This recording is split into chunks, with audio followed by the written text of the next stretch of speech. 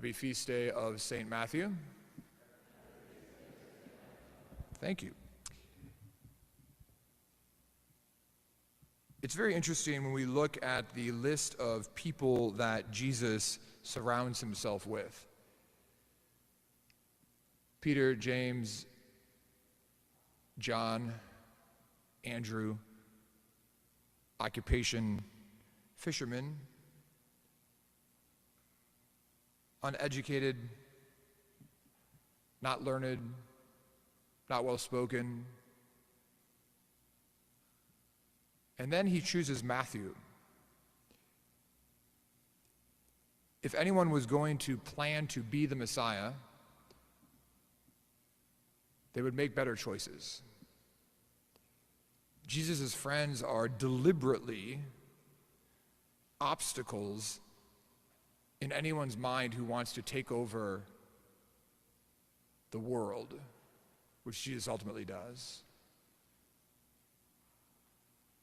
And yet, even with these absolutely imperfect men, it's what happens. The greatest revolution of charity, of mercy, of love, of compassion is set aflame because of these men, and in fact, in spite of these men. It's one of the great ways that we can look at Christianity and just be mesmerized. For me, it's always one of the ways that I can look at the faith and be like, this is the church that Christ founded.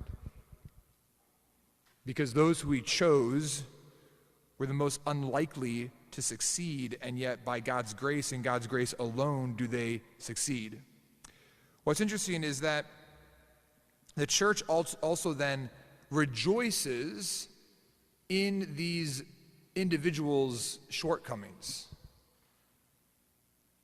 Notice how even in the opening prayer today, the opening collect, it said Matthew, the tax collector. They're identified by their sin. They're identified by their struggle. We find again and again that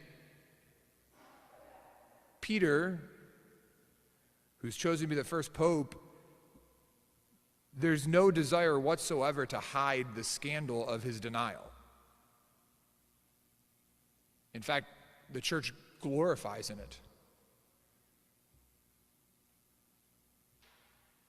We glorify in him being a tax collector. We glorify Peter's fall. Why? Because God's mercy is greater. God's power is greater. God's grace is greater. And the ability to overcome, whether one is a sinner or whether one lives an entire lifestyle that is contrary to righteousness, God's grace is bigger.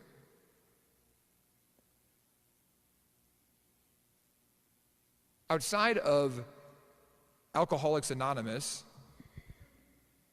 I'm not sure of another movement that has people introduce themselves by their former life. I'm not a recovering alcoholic. The first stage is denial, by the way. Like, if I was to stand here and say, my name is Jonathan, I'm an alcoholic. But in a certain sense, that's what the Gospels do. Hi, my name is Matthew. I was a tax collector. Hi, my name is Peter. I'm the one who denied Jesus 3 times. I'm going to remind you and remind the whole world that this is who I am. What if we did the same? My name is Betty Sue. I'm a gossip. My name is Dave. I'm an addict to pornography. My name is Timmy. I'm a chronic liar. Whatever it might be. But with that would come the acknowledgement that I have left this behind and I am now choosing Christ, and his grace is bigger. His grace is greater. Because it is. So what in your life has Christ helped you to overcome? What in your life has Christ literally called you out of, as he did for Matthew today? Literally, he called Matthew out of the custom post. He called him out of this and then made him something else. I think powerful to name that, and I would actually say powerful to proclaim it. This is who I was and I am no more because of Christ's grace. My life is not what it used to be. And because of the cross, I am set free. Second thought, so that's like homily 1, this is homily 2. I prayed a lot about Matthew today. But I've never thought about this before. So let's talk about the 12 apostles. By the way, let's see if you guys can pass the test a little bit. This is literally, I'm literally starting this like this whole other homily. Let's see if we can pass the test this time. Where is there an image of St. Matthew in the church? The people that were here for the last apostle just pointed.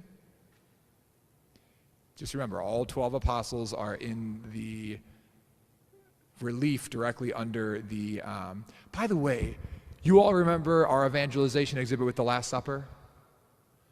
That we had, was that like 3 years?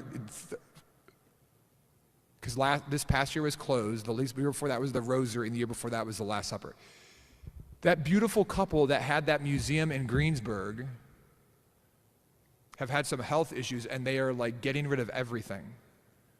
They actually entrusted the whole entire collection to a woman that runs a mission in Haiti and said, whatever you can get for it, give to the mission in Haiti. Like, that's like, they're like, I can't even imagine how much money is in that collection. Like, blows my mind. Now, how do I know this? Because they called me and asked if I wanted to buy some things, which I am. But unbelievable. Anyways, so just made me think about that because of the Last Supper right there. So anyways, so if you look at the 12 apostles, like this is just a very interesting reflection on the church, right? Who is the most and best equipped to deal with the money of the apostles and the money of the community? Who would have been best equipped? St. Matthew. But what do we hear clearly in the gospel passage? That it's not Matthew who deals with the money. Who deals with the money? See, you all know. How often in our church, those who should be doing something don't?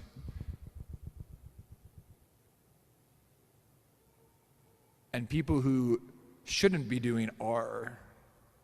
And is to the detriment of the church in every situation. If you have a gift, if you have a talent, if you have an ability, give it to the church. Like, let it be used. Okay, that was homily number 2. So let's stand for our petitions.